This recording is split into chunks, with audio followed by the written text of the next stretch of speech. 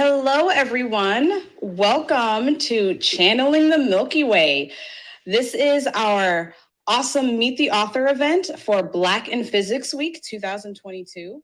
And my name is Marika Edwards. I'll be kind of helping out Dr. McTier talk about her awesome book and run us through a couple of amazing activities. Yes, I was actually on a bike ride this morning and listening to it on the audio, and your voice is really cute, by the way. I love what you did with it. So I am so excited to jump in. I do just want to mention that we do have an American Sign Language interpreter. The gentleman, Mr. DeBlois, is going to be helping us with that. And I just want to give him a thank you for being here. And so I just wanted to start off with saying, hello, Dr. McTier. How are you doing today? Hi, I'm doing really well. It was a gorgeous, foggy day in New York today. How are you doing? I am doing really, really well. So I just want to kind of jump on in. I know that you had some activities for us today. So I'll go ahead and hand it off. Would you like to introduce a little bit about yourself? Sure. Yeah, I'll do the quick rundown of my bio. So, hi, everyone. I am Dr. Moiya McTier. I got my PhD in astrophysics from Columbia last year, studying the galactic habitable zone, which we are probably not going to talk about today, but feel free to reach out if you have any questions, because I love talking about it. In my background, in addition to astronomy, I'm also a folklorist and a science communicator. So I get to do freelance science communication work full time, giving talks and doing workshops like this. I host shows, a podcast, a YouTube show. I'm developing a TV show, and I write things. So I just wrote this book, and that is what we'll be talking about after the exercise. Absolutely. Yes, and it is a great book. I personally am also a graduate student at University of Florida, and I am studying galaxy metallicities. And so this is exactly in my wheelhouse. So it was so cool to read your book and to learn about how the Milky Way would think of us. And I thought it was so accurate because honestly, we're just these teeny little peons here. And why would it even care about us? But, right? It really wouldn't at all, I think. So I thought it was perfect. So I think we're going to start off today with an activity. Is that correct? Yeah. An activity, more of a reflective exercise, along with some musings that I've prepared for you. So I was told that the theme of this event, and maybe the week in total, is joy. And, that is kind of an elusive feeling. It's a magical feeling. And it's something that I've been thinking about a lot for the last couple of years as I have been channeling the Milky Way. So I wanted to bring that into this space. Just to let you know, I will be asking you to do a lot of reflective exercises, looking internally to yourself. I think it might be helpful if you want to take some notes or write things down. So feel free to grab your phone to type in the notes app. Feel free to use pen and paper if you're old school like me. But I'll be asking you to reflect on some of your experiences so you can write those down. Lovely. Thank you. All right. Because we're going to be talking about some emotional stuff today, I want to start with a check-in. I want you to take stock of how you are doing right now in this moment. Don't think about what came before. Don't think about what's going to come next. Just imagine this moment right now. And I want you to write down or think about how you're feeling physically. What physical sensations are you experiencing right now? I'll tell you that I am hungry. I'm very excited for dinner. I am a little bit sleepy because I didn't sleep well last night, but I'm also feeling kind of tingly, which is how I feel when I do a lot of talks. I get this tingly sensation in my limbs, and that gives me the energy that I use to do my talk. So take a moment to write down how you're feeling right now. And if you want to share it in the chat, you are more than welcome to. I am reading it, and I would love to see some of your answers, but no pressure. Absolutely. I'm going to give you about some more time to do that. I've got lots of thoughts. Great. Yeah, lots of thoughts, lots of sensations. I find that when you take a breather and when you really tune into what your body is feeling, all of a sudden you become aware of more sensations than you may have thought you were experiencing. Yeah. Mhm. I don't want to interrupt, but I kind of want to share. One of the techniques that I've learned is body scans, where you can start at one end. You either start at your head and work your way down, or start at your toes and work your way up, and just identify and feel what is it that you're feeling. Are you feeling tension? Are you feeling relaxed and eased? Are you feeling warm or cold? Things like Love that. I love that. Yeah, the body scan is fantastic. I'm also a big fan of the sensory analysis. So take a moment to identify 5 things that you can see, 4 things that you can hear, 3 things you can smell, 2 that you can taste, and 1 that you can feel. You can rearrange the order if you want, depending on how you like to perceive the world around you. Okay, so that's our physical check-in. Next, I want to move to an intellectual or mental check-in. So how are you feeling in your thoughts and in your brain right now? And try to remove that from emotions. We're not yet at feelings. We are at thoughts. So are you feeling particularly motivated? Are you very curious right now? Do you feel like you're bored? Are you lacking inspiration in your life? I'm trying to get you to think about your mental, intellectual state.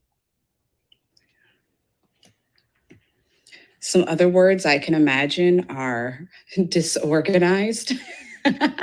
Yes, absolutely. That's valid. And I want you to not judge yourself based on these things that you are identifying right now. There is no shame in this. We are merely trying to identify where we are in this moment. Yes, so disorganized is certainly something that I can relate to lately. Okay, so that's the intellectual check-in. Now I want to move on to the emotional check-in, your feelings. How are you feeling in this moment? Happy, sad, excited, whatever emotions come to mind, don't try to filter them, just put them on the page or the screen.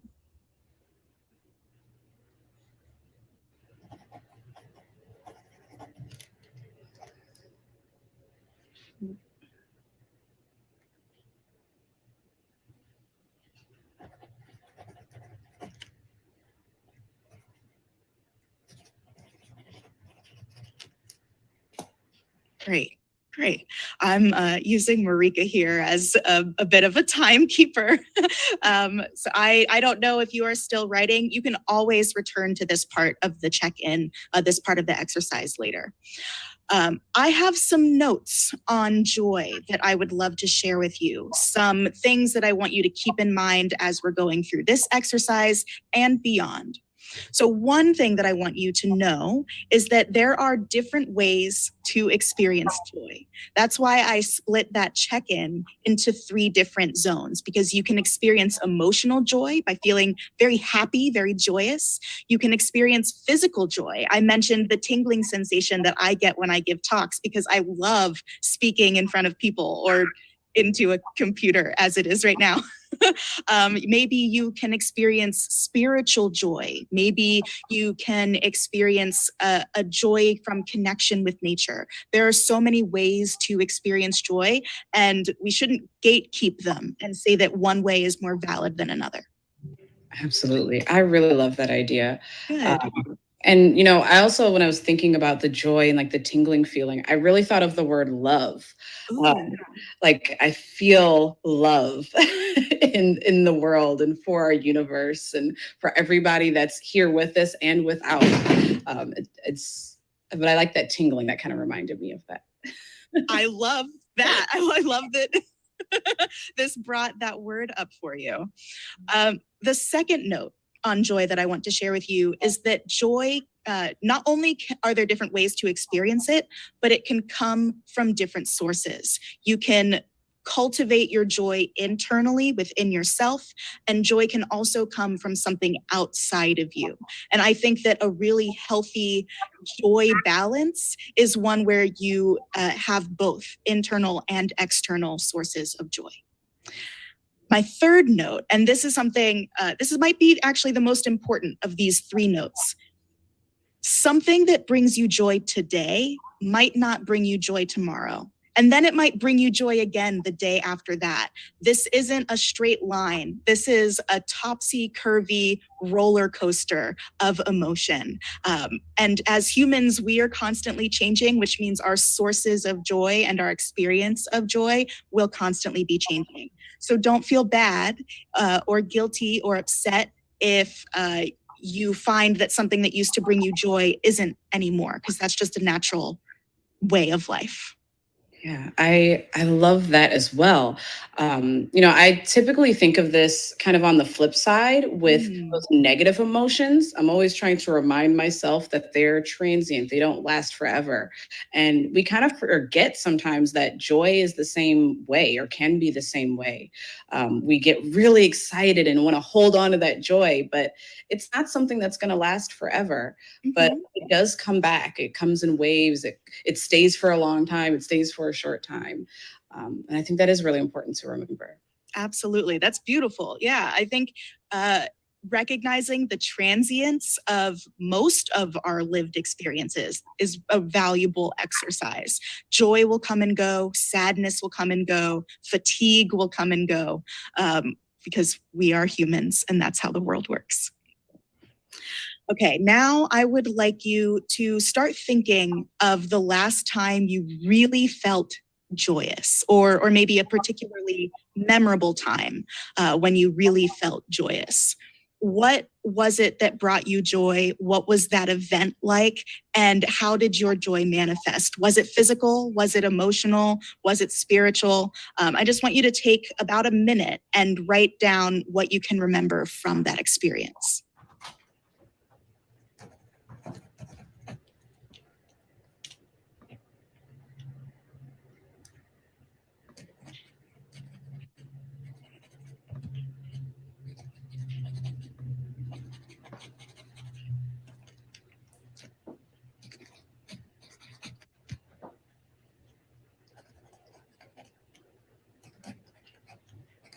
While you're writing, I will share with you that the last time I felt extreme joy was when I was on a girls' trip with some of my best friends from college. And it wasn't that we were doing anything special. We were just cooking dinner together. And there was this moment where we were all so in sync. Like one person would be washing the dishes while the other person was like walking behind them with a hot dish. And we just moved together, and that type of friendship brought me so much joy in that moment. Yes. My experience that I wrote about, I'll talk about more later, I'm sure, but was a more like a one-time event that was not like one of those little moments. It was a really big moment for me. But I wanted to touch on what you said, because I kind of feel like that connection with other people can bring joy in a way that we don't even realize sometimes. Those like little moments can be so important.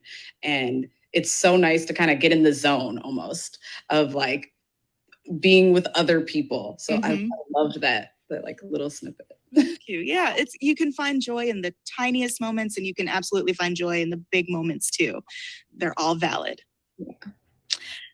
Okay, so now, not to bring the mood down, but I do want you to think about the barriers to your joy. So thinking about that experience that you just reflected on, what ended your joy, right? Because you're not still feeling joyous from that moment.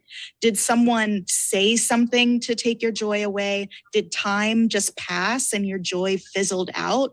Did something bad happen to take your joy away? Think about not only what brings you joy, but also what takes away your joy, because we want to maximize what brings you joy and minimize what takes it away.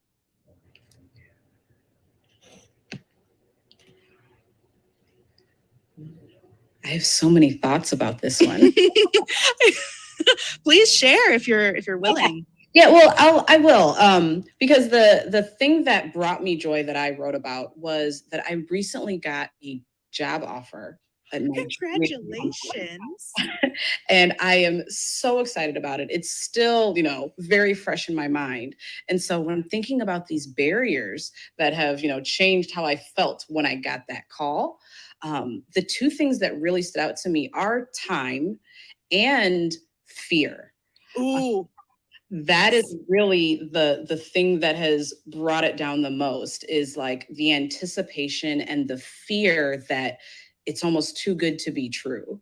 That's kind of interesting that it was so great and nothing has like made it go away, but only kind of my own internal fear about the situation and the risk that I'm like imagining in my head. Oh my God, I'm so glad you said that, because I wanted to point out that often the thing that takes away our joy is not something outside of us. It is us. Through fear or insecurity or doubt, we often are the people who take away our own joy from us, which means we have more control over what takes away our fear than we think we do. And I also want to point out that we have a lot of control in bringing ourselves joy. There have been scientific studies that show if you can make yourself laugh for an extended period of time, or if you can make yourself smile and you see your smile in the mirror, that will actually make you feel happier, even if you are faking it.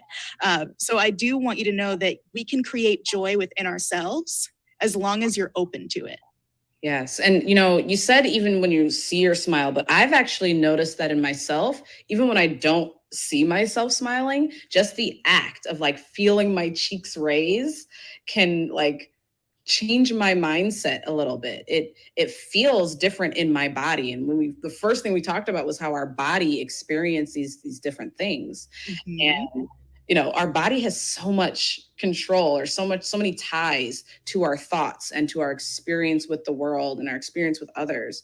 And clearly our mind controls a lot of how we perceive our life and our feelings of joy or not. Yes, absolutely. And the more you practice this, the more you practice controlling or tapping into this connection between your physical body and your mental state, the better you'll be at using one to influence the other. That is not to say that you should always be in control of your emotions. That is not to say that you shouldn't let yourself feel any negative emotions.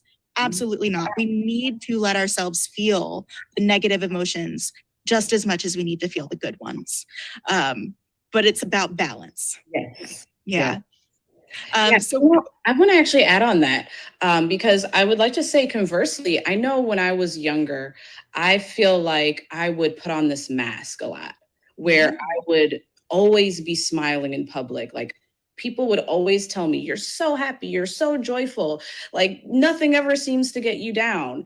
And I remember thinking to myself, like, that's not how I feel. And I don't know if it's fair to myself or to others to kind of put on that facade. So I specifically remember in college, like practicing like neutral face so that I could like be a normal person. So I wouldn't have this persona that, oh, Marika's just always happy. Everything's great for her all the time, because that wasn't what I was experiencing. And I felt the negative repercussions of always being the person that everyone went to.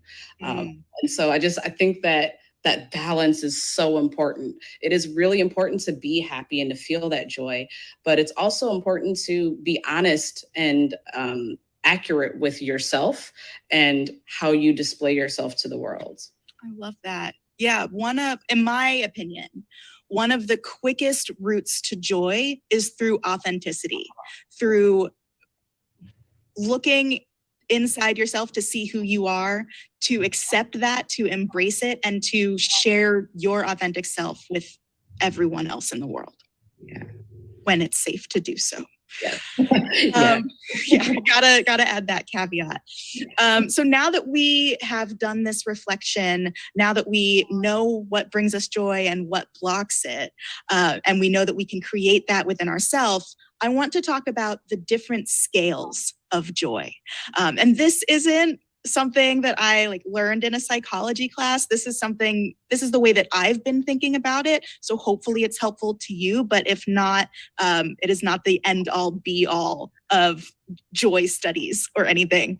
So I have identified 3 different scales of joy, from smallest to largest, or most within yourself to most outside of yourself. They are the introspective scale, the extrospective scale, and the macrospective scale. That third one is my favorite, and I'm excited to get there, but let's start with introspective first. So introspective joy, the scale of joy, is what within yourself brings you joy. So memories that you have that bring you joy, meditation, and other exercises and rituals that you do that bring you joy. Maybe just knowing how strong you are brings you joy, or knowing that you're a very confident person might bring you joy. So what about yourself inside brings you joy? Take a few moments to write that down. It was funny, as you said the word confidence, I was writing that one already. That's great. And it should bring you joy. Confidence is great. It's something I wish I had more of. I also think of self-love. The ability to love yourself and have that self-esteem is, I think, super important when you think of your introspective joy that you can bring, because that's something only you can control. Nobody else really has any control over how you feel about yourself. Though 100%. we always think others do, but it really is ourselves. Yes. Thank you for bringing up that point, because this introspective scale really is the only one of these 3 that you have total control over. So remember that. Yeah. Okay. So that's introspective. Next is the extrospective scale. This is what I think most people think about when they're trying to decide what brings them joy, because this is stuff out in the world, external to yourself, like food or TV or friendships, those things that exist beyond the boundary of your skin. When you had mentioned the 3 words, the first one I thought of was my family, and how that can bring me joy. I always think of my son as like my first example when someone asks, what brings you joy? My son. But I loved when you said food, because I'm like, absolutely. Yeah, you're learning a bit about me through these examples I'm giving, aren't you? Exactly. I really love food. Same. Yeah, so write down some external things to yourself that bring you joy. This might be the easiest list to make, actually, because when people ask what makes you happy, this is what we're used to responding with. Yeah, absolutely. Mm-hmm. And there are good and bad things to that, right? It means that when you're trying to talk to another person about what brings you joy, it's easier to explain to them, oh, I love food, or oh, I love going to see the movies. It's easier to explain that than, oh yeah, I just love thinking about how I have a really high self-esteem. That's a harder conversation to have. I also think because when we're preparing for this week and our theme of joy, we each were asked to create a video telling and sharing what brings us joy. And in my video, I said musical theater and performing on stage. And I remember when I was trying to think of what I was going to say on this video, I had this kind of internal conflict with not wanting to be too selfish and not wanting to pick something like, myself brings me joy, because, it almost would come off in a negative way. And so, I think that might be at least why I will default to things like family, because it's easier to attribute your joy to someone else, and other things than that introspective layer. Yeah, it's almost like our society doesn't treat people well when they start valuing themselves, especially if you are a femme presenting person or a person of color. We're often made to feel like we have to find our joy outside of ourselves because people don't want us to know our worth. Yeah, exactly. And I will also add, the reason I picked musical theater and performing was really because of that feeling that I get. I honestly don't care if people come and see me. I just like doing it. So it was a more selfish thing, but I think it's just as equally valid. Absolutely. Yeah. Okay. When it comes to joy, you do not have to worry about being selfish. Joy is it's an internal act, and making yourself happy, it's good for you, yes, but it's also good for everyone around you. So in that way, it is not selfish at all, because people don't want to be around you when you're miserable. I mean, they will. If you have like good friends and a good support system, they'll be there, but you don't have to worry about being selfish by prioritizing your joy. Yeah. I want to say one more thing about this extrospective scale. A lot of people put too much weight on this type of joy.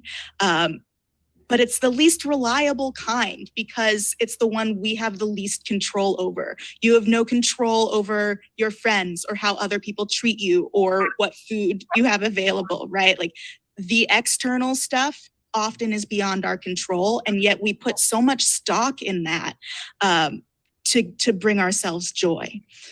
So if we could focus more on the other scales and achieve more of that balance, then I think we would all be in a better place. Which brings me to the third scale, my favorite one, macrospective. And I'm calling it macrospective because we are zooming out from our limited human perspective. This is what I have been doing for the last 2 years, writing this book, but even longer than that, when I was doing my PhD research on galaxies and the motion of stars around them. So I'm gonna do a little spiel. Feel free to close your eyes. I'm gonna ask you to imagine some things.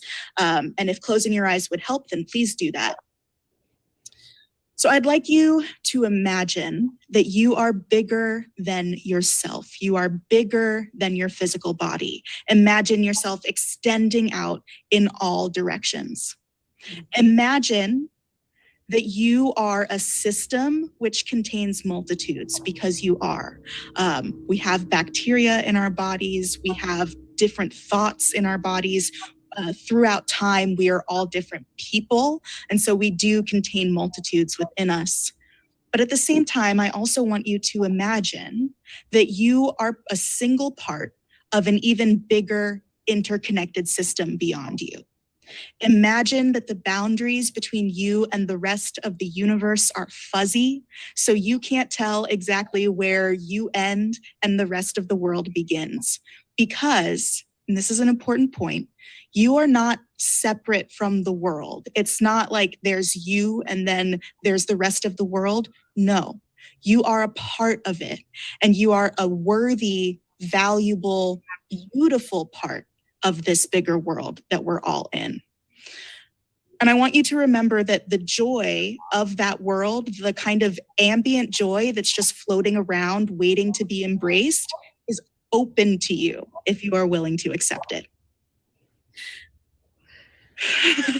So that is the type of perspective that I want you to bring to this next exercise. And imagine what out there in the macro scale, what beyond yourself and what beyond the like necessity survival needs that we have, what of that brings you joy? And here are a few examples just to show you what I mean. I love seeing the first leaves fall every autumn. And I love hearing a stranger laugh, even if I don't know why. It's just a beautiful sound. And I love, zooming even further out, knowing that our planet will live a lot longer than we will, that it will be here long after we're gone. I love knowing that the galaxy, our Milky Way galaxy, will eventually merge with Andromeda. So those are the types of macroscopic scale things that I want you to think about. So which of those brings you joy? Because those are the types of things that you can see or think about all the time. All the time. I 100% agree with every word you just said. And it's so perfect because I was literally talking about this concept with my younger brother this week. And I was talking to him about how, like, what is the difference between the air around us and the skin on your arm? Like, if you zoom in enough, nothing. Like, there's no difference. It's all clouds of electrons. All clouds of electrons. Like, that's all we are. And I'm not a particle physicist, though in my mind I am. But like, we're all quarks. That's all we are. We're all quarks and leptons. We're all the same stuff, just rearranged in different ways. Yeah. And I also like to think about, I loved how you said imagine ourselves being bigger. I hadn't pictured that in particular, but one thing that I often think about is, I have no idea what's happening on the other side of the observable universe in galaxy X4Q63, right? And they know nothing about me, but they could be having the exact same thought that I'm having right now. Yeah. And I love that concept. And that's only the observable universe, right? Right. All that stuff we can't even see. What about, like, what if, okay, I'm going to go crazy now. What if on the outside of the observable universe, there's, like, just past the edge we can't see, there's just some giant being. And that's just what there are outside. We wouldn't know, and they wouldn't know about us, or maybe they do. I love thinking about all the really infinite possibilities that our universe holds, that even as physicists, we like to think that we're, realistic. We're dealing with reality and we know exactly how things work. We have equations and math, which is true. We know a lot of stuff, but there's so much more that we just don't know, and we can never know. And I love thinking about the stuff that we can never know. Yes, I love finding joy in mystery. That's really nice. Awesome. So yeah, those are the 3 scales of joy. And I encourage you to think about how you can focus on each of those scales more intentionally in your life to try and find the balance. If you feel right now like you are leaning more into extrospective joy, maybe try some more introspective exercises. Maybe try more macrospective exercises, which brings me to the Milky Way, because writing this book was a huge exercise in imagining that macrospective scale of joy. At that scale, when you're thinking like a literal galaxy, a lot of the things that break or block our joy, those things that we talked about earlier, fizzle away to unimportance. A galaxy doesn't necessarily care about the little insecurities that humans have. They don't necessarily care about our fears because why would they? We're so small. So thinking on that scale can help us put our own issues into perspective. Absolutely. And that was one of the first things that I noticed about your book. When I was reading the reviews, I saw one that was like, why is the galaxy so mean and like so opinionated and like has this like annoying attitude? And I'm like, well, because it would. Thank you. Thank you. That's honestly most of the reviews. And like, I'm okay with it because this book isn't going to be for everyone. Not everyone is going to get it. But, the people who do get it, they're going to get it. Yeah, like why would the Milky Way in any way care about us? Why would it even know about us? Why would it ever think anything besides, like, do you, like, think about yourself, right? Do you think about that tiny little piece of bacteria under the left side of the backside of your ear? Like, no, you never do. And all you want to do is wash it off. Like, that's all you're thinking about. You're not thinking about the whole colony of bacteria inside your intestines.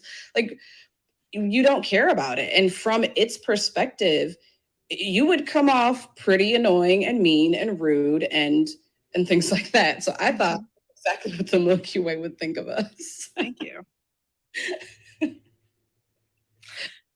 Yeah, so I'm ready to talk about the book or my process for writing it, or space, or whatever questions people might have after this joy exercise.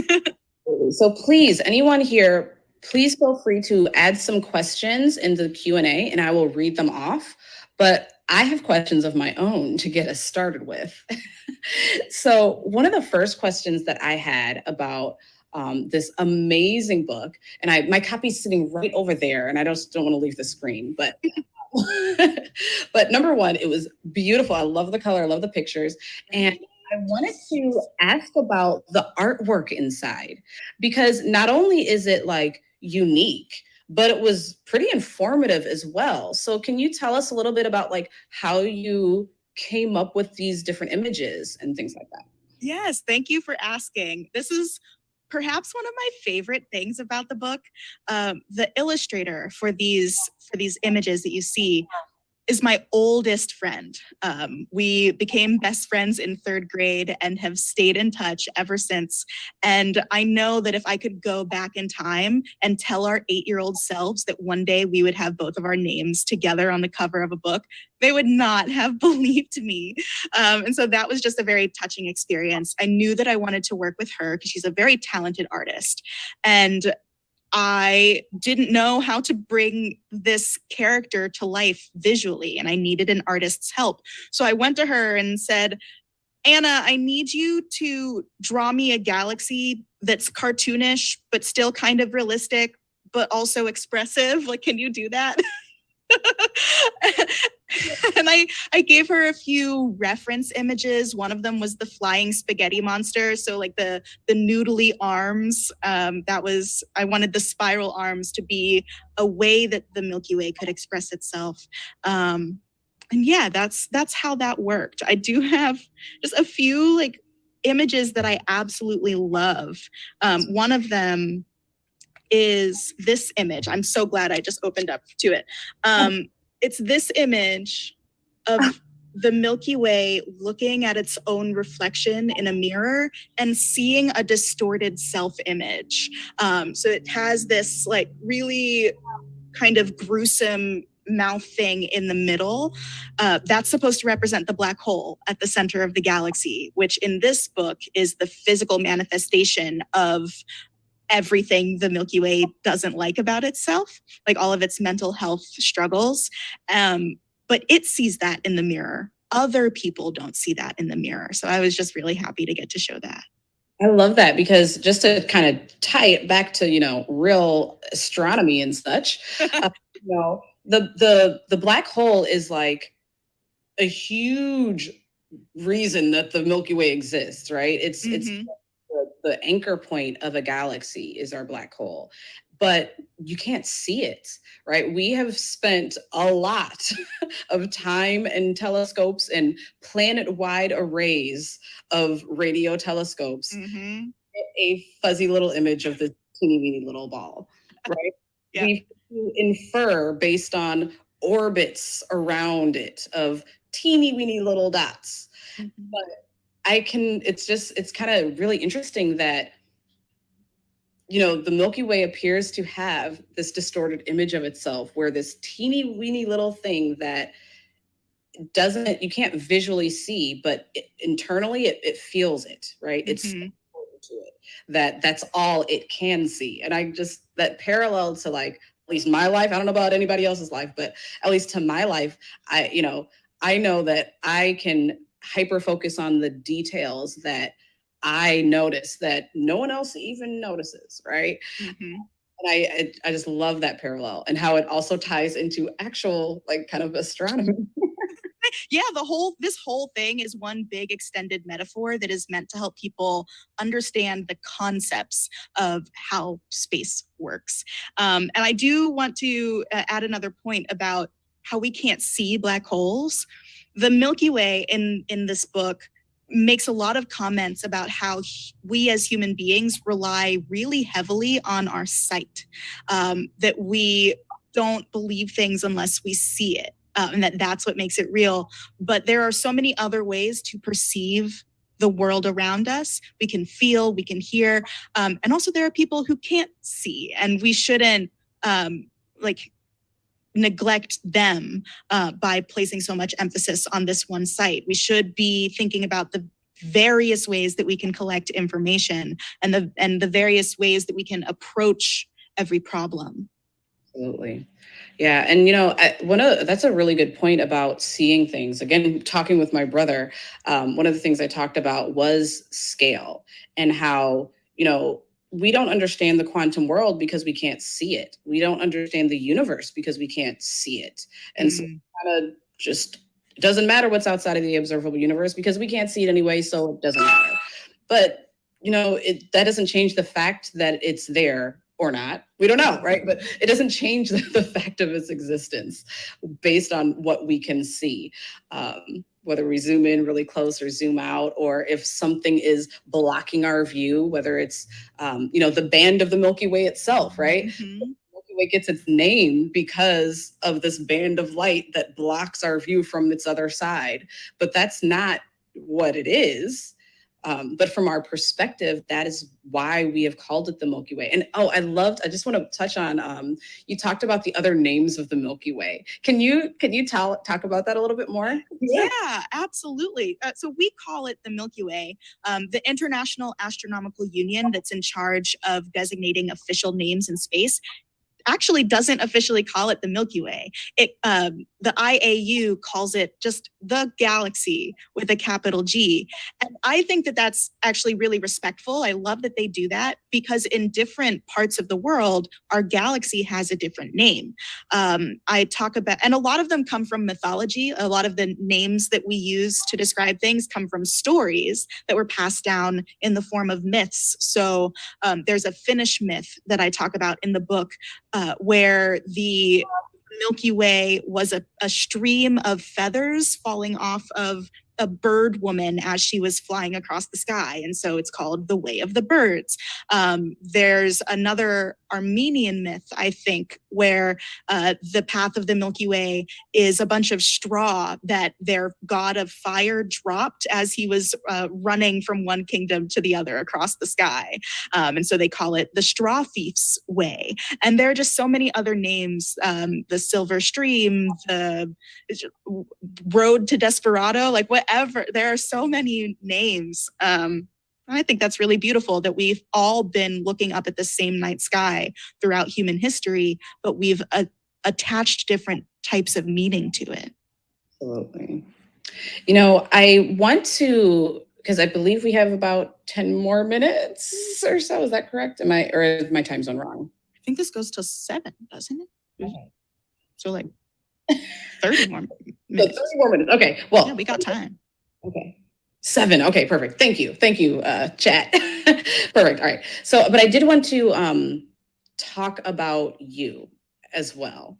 And I think this is kind of a position where we can kind of move on to how this book kind of connects to you and your life. You wrote a beautiful foreword, which I was like, oh my God, this is my life. Not details, but I was like, I could have written this exact thing. Like, this is my life. And so I wanted to kind of like talk about you as well and how you came to write this book and how you came to connect to the Milky Way and telling its story. Why do you feel that you are a great person to tell its story?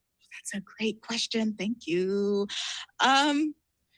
So starting back at the very beginning, and I mentioned this in the foreword to this book, which is the only part written from my perspective instead of the Milky Way's, that I was never interested growing up in space as an academic thing to study, but I loved the aesthetic of space. Like if you looked at my notebooks when I was in elementary and middle school, there would be so many stars and moons scribbled into the margins. And I say this in the book, I did literally speak to the moon and the stars and the sun as if they were real characters. I grew attached to them in that way. And then I didn't find it as an academic study until college, where it was just a fluke. Like one of my friends asked me to go with her to an astronomy class. And then I spent almost 10 years devoting my life to studying space after only starting to study it because someone offered me free pizza. And that's like a weird way to make a decision that's so impactful on your life. But I'm really glad I did, because I learned a lot about the universe. I learned how we came to be here. And I learned the ways that we are connected to the deep universe. At the same time, I was studying folklore, and I was learning about the stories that people have been telling throughout history and the way that our ancestors have connected to the universe. So these two fields of expertise combined to make me feel just like uber connected to space, knowing as an astronomer that all of the elements that make up my body were formed in the cores of stars out there in the universe, knowing as a folklorist that my ancestors have assigned meaning and been entertained by and like have survived because of their knowledge of space. And those two combined just make me love the universe and love sharing my knowledge of it with other people. And then to get to this book, I've always wanted to write a book. And when I was approached by a literary agent asking if I would want to write one, I said, yeah, duh, obviously. And we started working on this Milky Way book. And the initial proposal actually didn't have the mythology chapters. So when we sent this pitch to different editors, it just had the science bits in it. And then after I got the deal, I went to my editor and was like, so I want to put these myth chapters in. I knew the whole time I wanted to put the myth chapters in, but I was sneaky.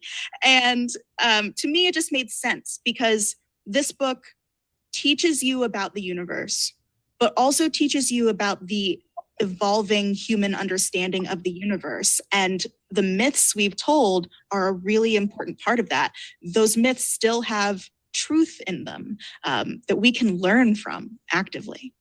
Yeah, absolutely. And, the reason I thought of that question is because, even just from the names of the Milky Way or these other names, they come from stories. They come from our history and our ancestors looking up into the night sky and seeing Orion's belt travel through and align with the sunrise on Christmas morning, right? Like, these are how we get so much of our even modern day history and life. Mm-hmm. And I wanted to hear how you kind of connected that to your life, and that we're still telling these stories now. They're not just ancient stories. There are new stories that can be written every day from our own experiences within our lives and within looking up at the stars. And now we have this new vantage point. When we study astronomy professionally or physics, we actually have a little bit more information now. So we're not just making stories based on little dots in the sky. We're making stories based on black holes and and things like that.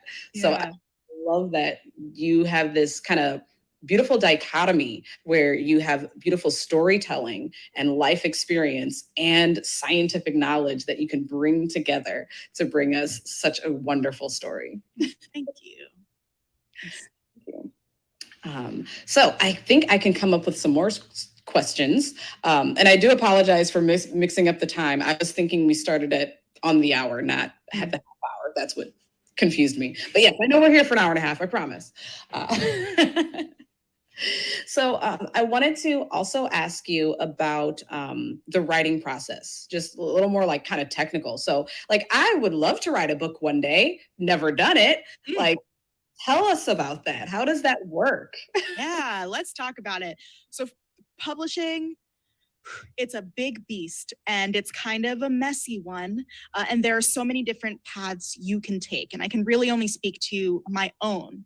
But let's go through like that decision tree. So first, what type of thing would you want to write? Nonfiction or fiction, because there are different paths for each of those. Generally speaking, if you want to write a nonfiction book like this one is, you write up a proposal for like what type of book you would want to write. You send that into editors and then you get a deal and then you write the book. Whereas with fiction, oftentimes you write the whole book, like a whole draft of the book, and then send that into editors, and they will either accept or reject you. And if they accept, then you get to edit it. So I was approached by a literary agent who asked if I wanted to write a book, and I said yes. And then we started working on this proposal together because we knew it would be a nonfiction book. And that proposal has a few different parts. One is a bio about the author, what makes you the right person to write this book. Then you have a section where you're doing an overview of what the book is going to be like. And then you outline each chapter. You do a brief summary of each of the chapters and a full sample chapter so they get a sense of your writing style. And then there's a section where you are looking for comparative titles. The way my agent described it to me was when your book is on a shelf in the bookstore, what will be next to it? What are people going to be comparing your book to? So that's the proposal process. And then you send it into editors if you want to do the traditional publishing route. You can also choose to self-publish. Technology makes it really easy to self-publish these days. So that's always an option open to you, but then you don't have like the resources of a big traditional publisher behind you, which I really appreciated. My publisher did all of the marketing. They did all of the negotiations with booksellers and bookstores. They planned out my launch event and helped me organize my book tour. And they gave me money for it, which is very nice. But yeah, there are a lot of ways that you can approach publishing a book. And there are pros and cons to each step. So I wonder, because as a doctor, you very likely had to write a dissertation that was also nonfiction. How is that similar or different to writing a book like this? Ooh, yeah. Well, I was writing them at the same time, which yeah, 2021 was a very busy year for me. So I was writing them both at the same time, but I was very strategic in choosing the topic of this book. My dissertation, like I said at the top of this event, was in the galactic habitable zone. So I was looking at the motion of stars around the Milky Way galaxy and how that affected the habitability of planets around those stars. So I got to know the Milky Way very well doing my PhD research. And it just made sense to write, if I was going to write a popular science book, it made sense for it to be about the Milky Way so that I wouldn't have to like go do other research while I was writing a dissertation. The hardest thing about writing a dissertation for me, or the hardest thing about writing academic papers in general, is the tone. To me, it feels very clinical. It feels like when I'm writing a paper, I can't write in a way that I think other people will understand. And when I read other papers, other scientific papers, I get confused because I feel like people write them in a way that is not meant to be understood.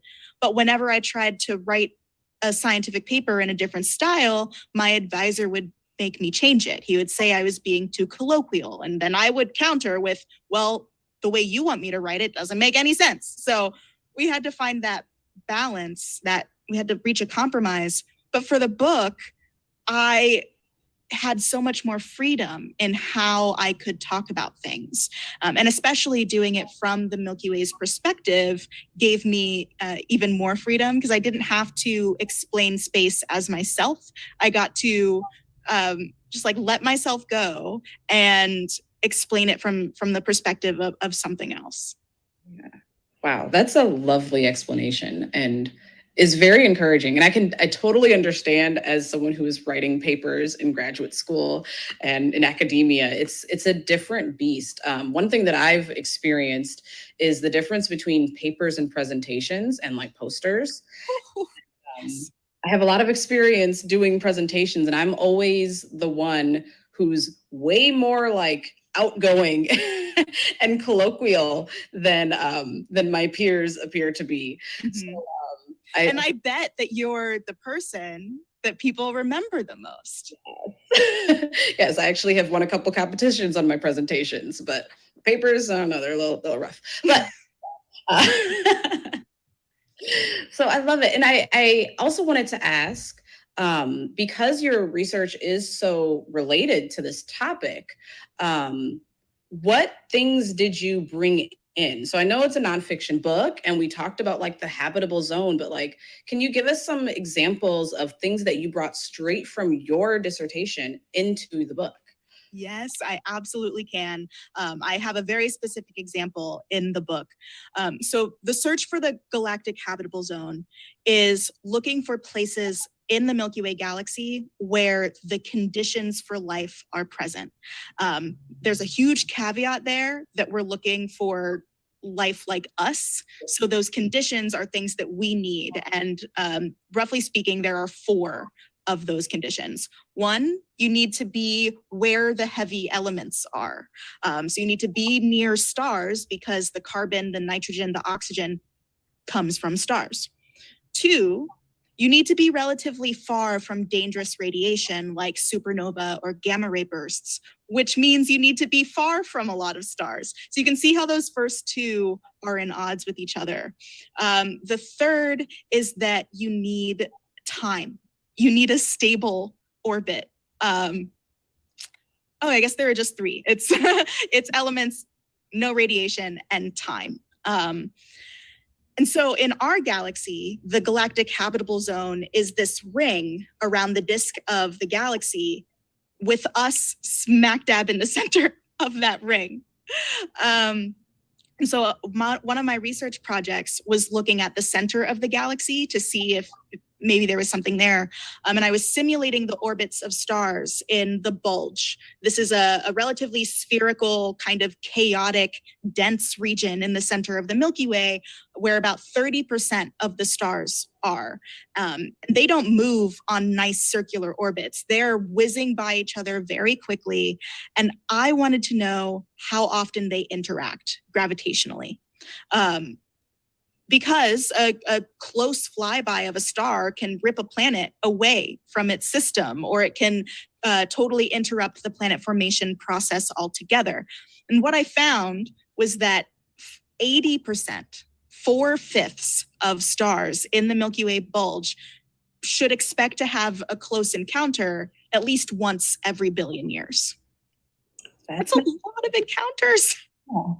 So if we're looking for life like us, we probably should not be focusing the search in the bulge. And I got to put that in this book. And in the draft of the book, I was writing it in Microsoft Word. And I put a little comment on that line in the book for my editor to see, like, this is my own original research. No other book will have this. Yes, promote. And I was so proud of it. She was so proud of it. It felt nice to take a piece of my research that before this had only been in an academic paper that maybe like 5 people will ever read, and put it in a book that more people will read, and more people will like internalize that information and understand why it's important going forward. It's always nice to be able to cite yourself, you know? Oh, yeah. Yeah, I did. I got to put my own paper in the bibliography of this book. Yeah, and that's one of those things that probably brought you a little bit of joy too. Absolutely.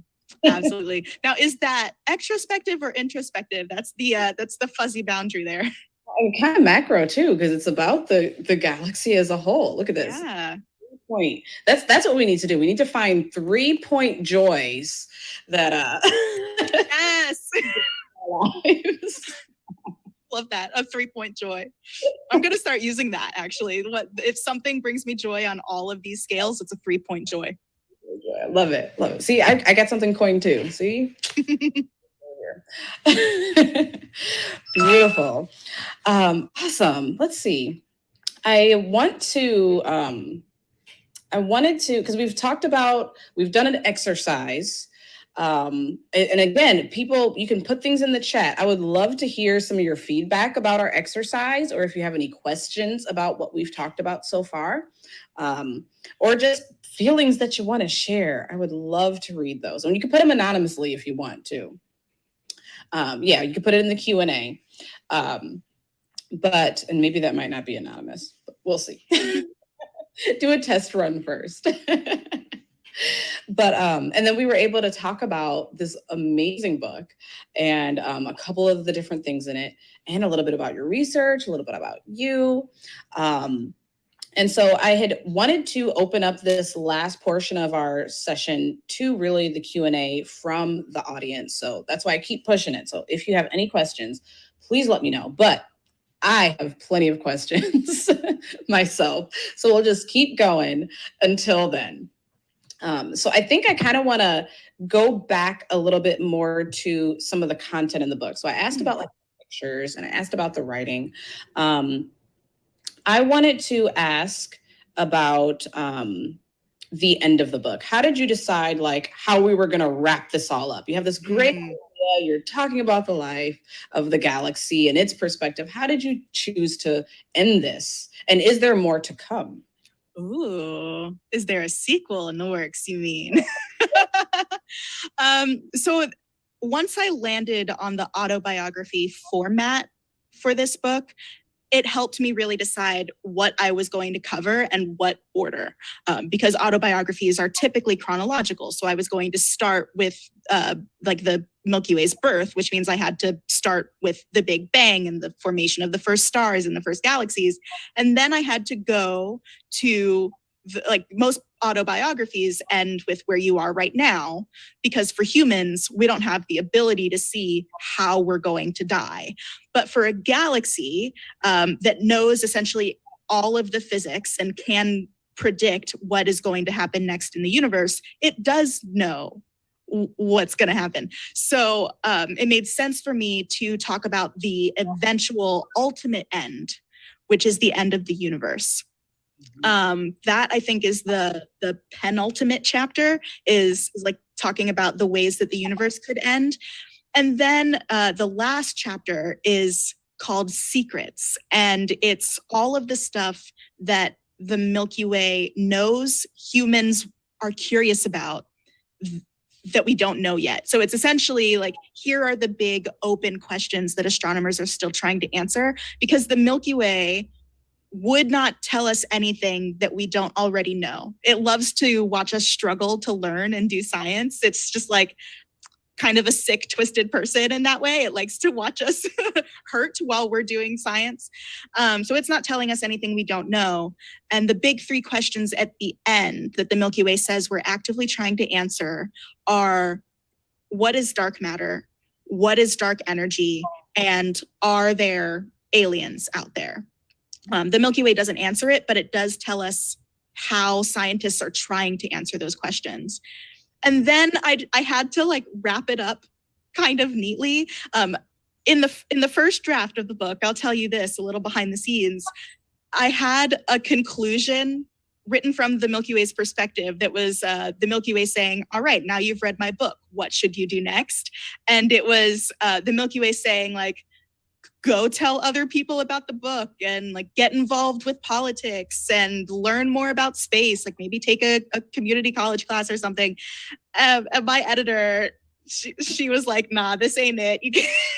You can't end this book begging people to go tell other people about your book. I mean, I'm not mad at that plan. Neither was I, but I was like, okay, bet. So I took some pieces of that and wrapped it into kind of an inspirational end of the book, where the Milky Way is saying, all right, I've done my job. I told you about my life. I told you my story. Now you have to be inspired by it. So go make art or ask really good questions and then find the answer to them, or even just come out and say hi sometimes. Because the feeling that I wanted to leave people with at the end of this book was that feeling of connection, the feeling that we are not separate and distinct from the world around us, like we did in that macrospective exercise. I wanted people to feel that connection and to know that there's like something out there that is willing to receive that connection too. Absolutely. That's so lovely. I love that. Yeah. And we do have a question, so I would love to ask that for you. And so, anonymous attendees asks, what led you to primarily doing storytelling in your career? And part two, were there any key moments in your life that influenced this path to being a scientific author? Ooh. All right, so I'll do the storytelling bit first. I love reading. My mom is an English professor. She was getting her PhD in English when she had me. And so some of my earliest memories are her reading like the books that she was studying to me, you know, like Paradise Lost and Henry Thoreau and Dickinson, like all these authors. So I had a love of reading from early on. And that meant that I tried to write a lot of my own books and tell a lot of my own stories, because to me, like the coolest thing you could do was write a book or tell a story. So I started practicing that. And then my mom really pushed me into the sciences because she is an English professor, an adjunct English professor. She makes no money.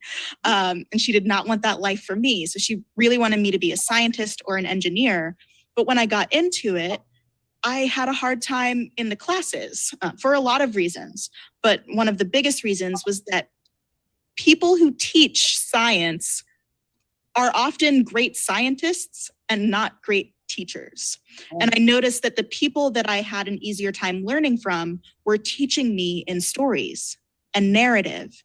So I formed that association that like the best way to teach science is through stories. And then I learned that the human brain is literally hardwired to remember and learn from stories, something that has a narrative arc.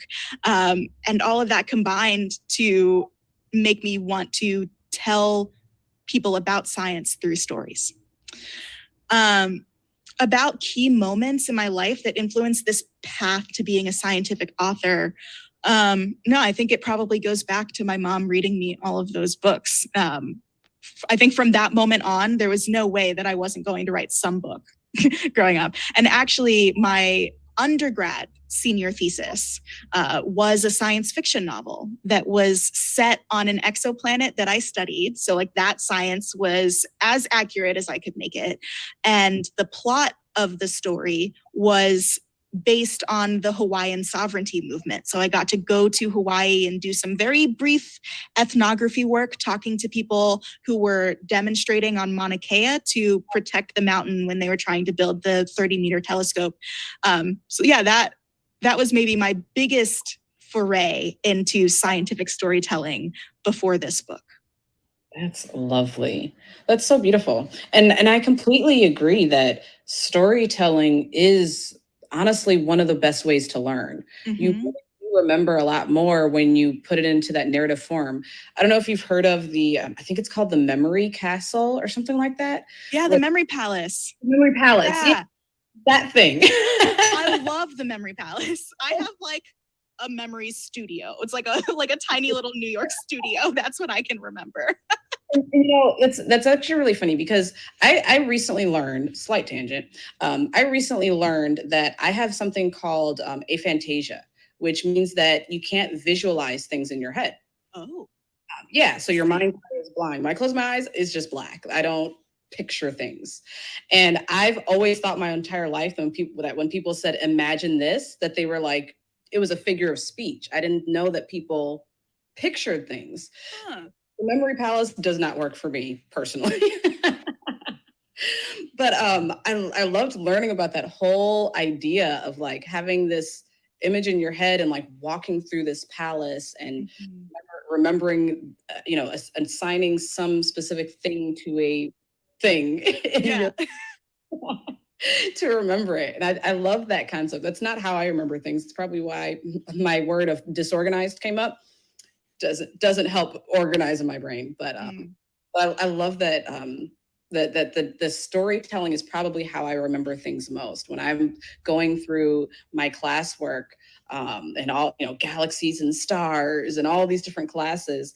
I'm remembering it by thinking of it as a story. when I'm tutoring my physics students on how to do a problem, I'm like, draw the picture and like figure out how it's going and understand like from time 1 to time 2 so that you can understand what's going on, because that is the only way I was able to learn it myself. Mm-hmm. And that's a story, right? Like, I think people get caught up in thinking that a story has to be this grand plot adventure thing, but no, a story is a narrative of something that happens from beginning to end. And there can be a story about a ball rolling down a ramp. Yeah. Like you can do that physics problem. Just think about the story.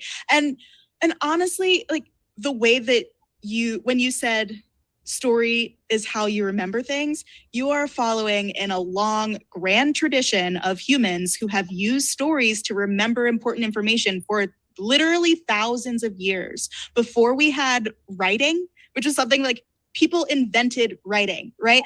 And so before there was writing, people would pass knowledge from generation to generation through oral storytelling.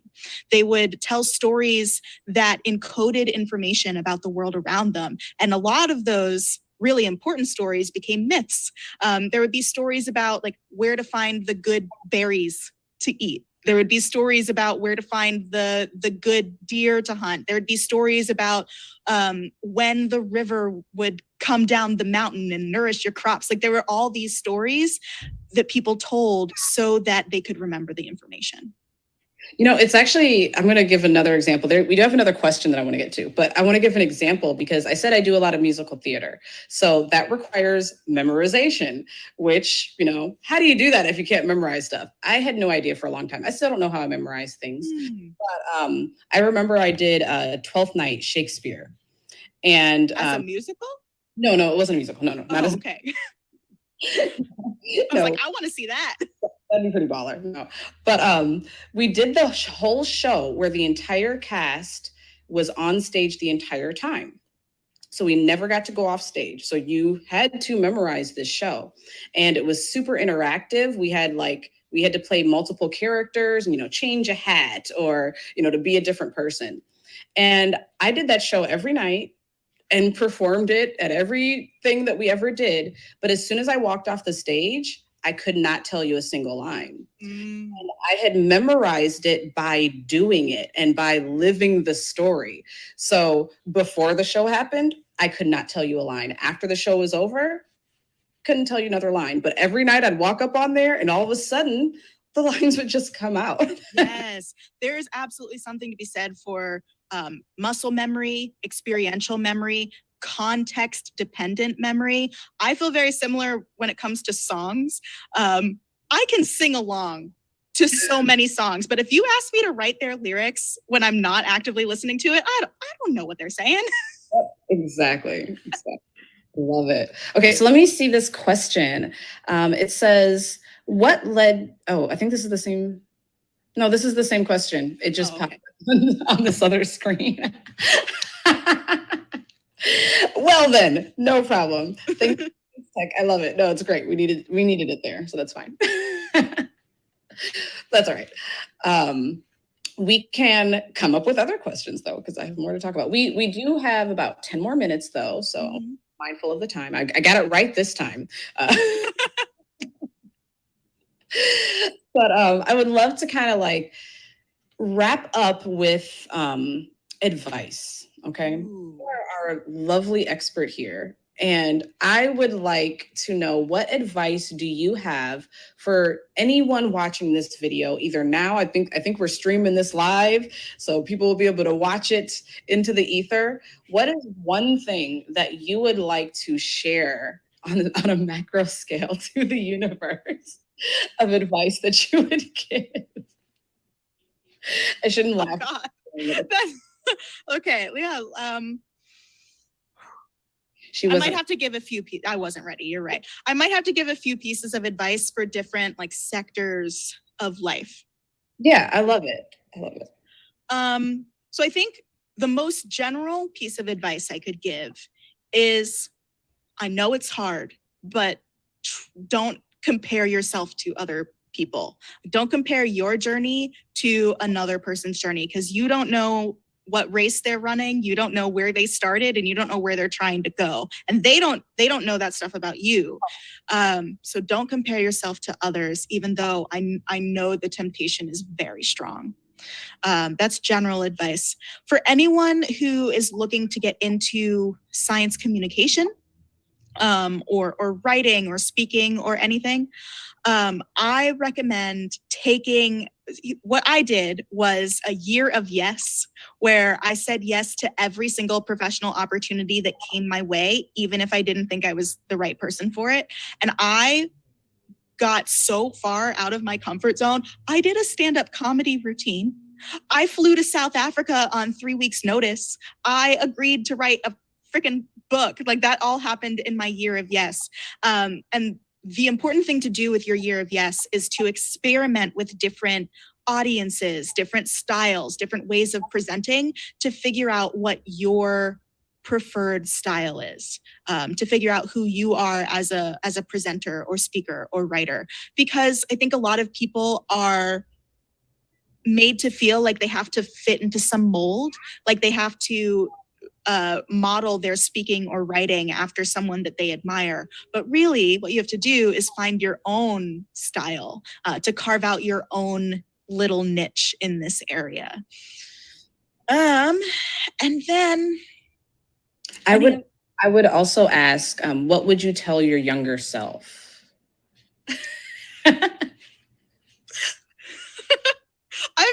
I've been asked this a few times, and I've thought about it a lot. And I don't think I would want to tell her anything, actually. Maybe don't date that guy in high school. But I think just in general, I think that, one, she wouldn't have listened to any advice that I gave her, because I was extremely stubborn as a child. And two, I am so grateful for all of the obstacles that I've faced and overcome. I'm so grateful for all of the people that I've been able to meet and learn from. And I feel like if I went back in time and gave young Moiya advice, she would try to streamline it. If she believed me, she would try to streamline it, and she would miss a lot of those really valuable experiences that have made me who I am today. That sounds like the journey is important as the destination. Yes. Yeah, absolutely. My least favorite advice to hear, because I hate the journey. The journey sucks while you're in it. All the waiting, all the toiling, all the planning for the future. I hate that stuff.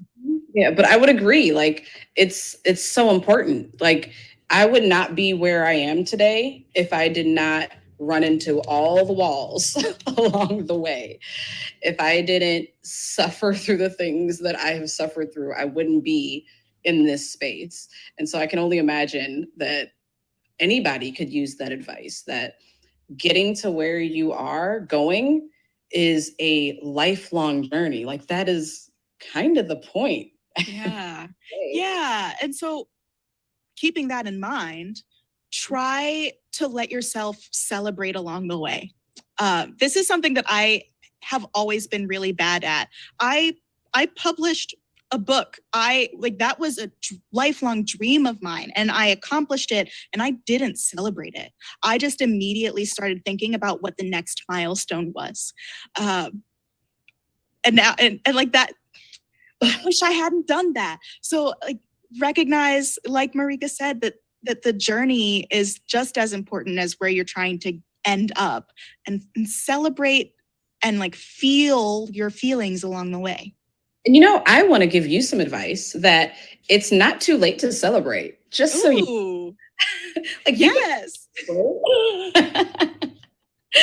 Let's get some drinks. Let's do it. But you know what? Like, you can still celebrate now. It is not too late. That's one thing that I think I have learned is, you kind of feel like once a milestone is passed that, like, oh, that happened already, but so did everything else. And, this moment is only this moment for this moment. So once it's passed, it's passed. So you should be able to celebrate whenever you need to, whenever you want to. Taking the time for you is a every moment decision. Every moment you have to make a decision. So I want to encourage you on that. Oh, I love that. Thank you. Beautiful. Okay, let's see if we got time for probably at least one more question. Let's see. We got our advice. I want to know how we can find you. What can we do to find you? And I know you have a lovely, beautiful website. What are you doing these days now that you have made all of these accomplishments so far? You have so much left in your journey. Where can we find you? Oh, thank you. Yeah, you can find me in so many places on the internet. I'm very online. So the best place to find all of this stuff is on my website, moiyamctier.com. It's my name, .com. And you can also probably find most of what I'm doing on my Twitter, which is GoAstroMo. And I actually use the same handle on Twitter, Instagram, and TikTok to make it easy for you. But here, yeah, some things that I'm doing aside from the book. I host different shows. One of them is a podcast called Exolore, which is actually the two words exoplanet and folklore combined together. And that is a podcast all about fictional world building based on science. So what would a world be like if it didn't orbit a star? That was one episode that I did with 3 blind guests, and together we imagined a world where like sight isn't the default, so blindness isn't even a concept, and like what would a society built by people who have no need for sight be like?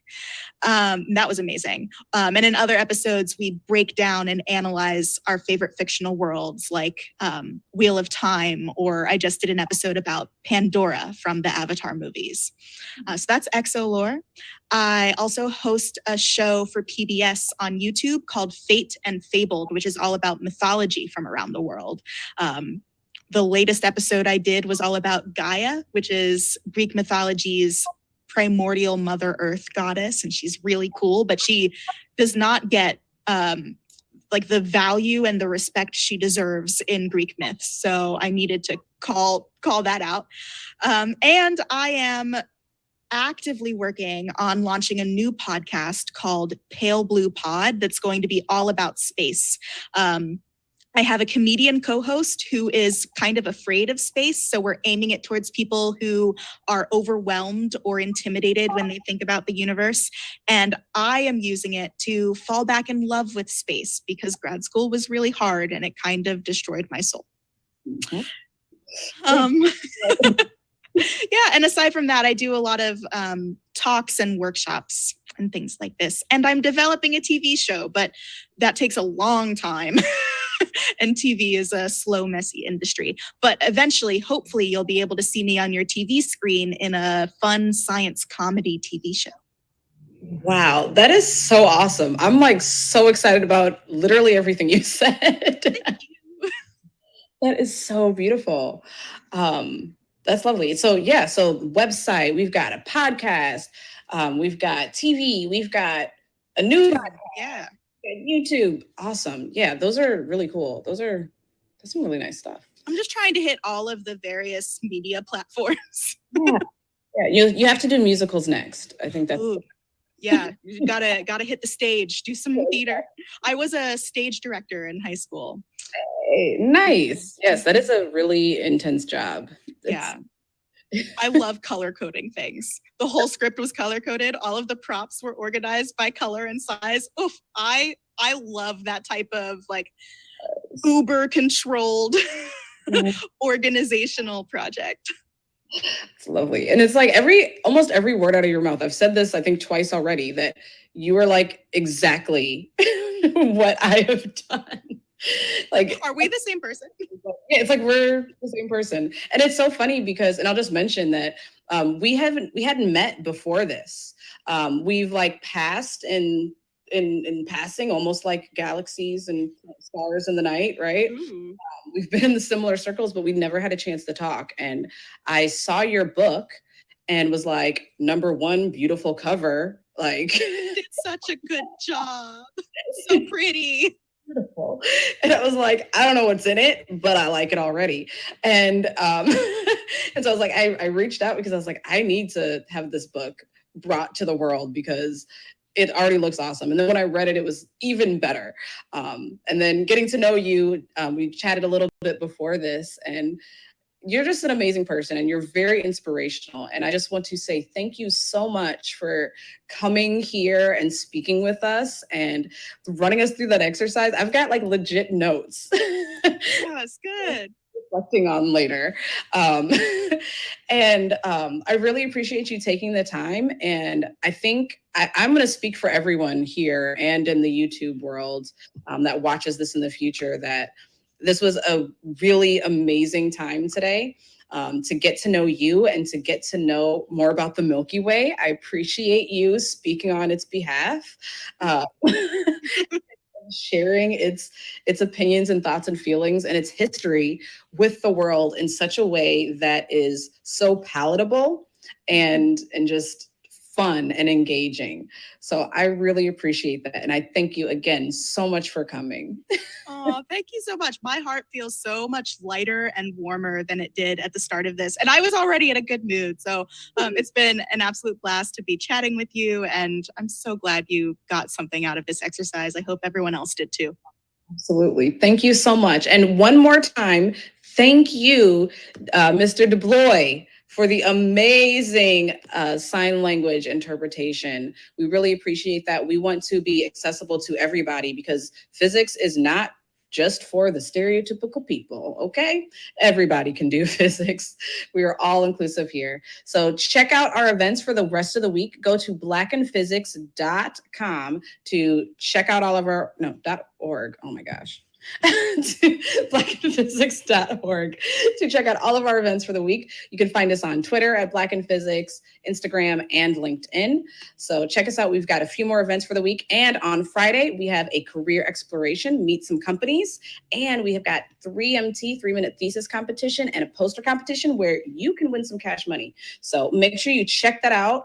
And I will look forward to seeing you all this week and in the future. Thank you so much and have a great rest of your day. Bye, everybody.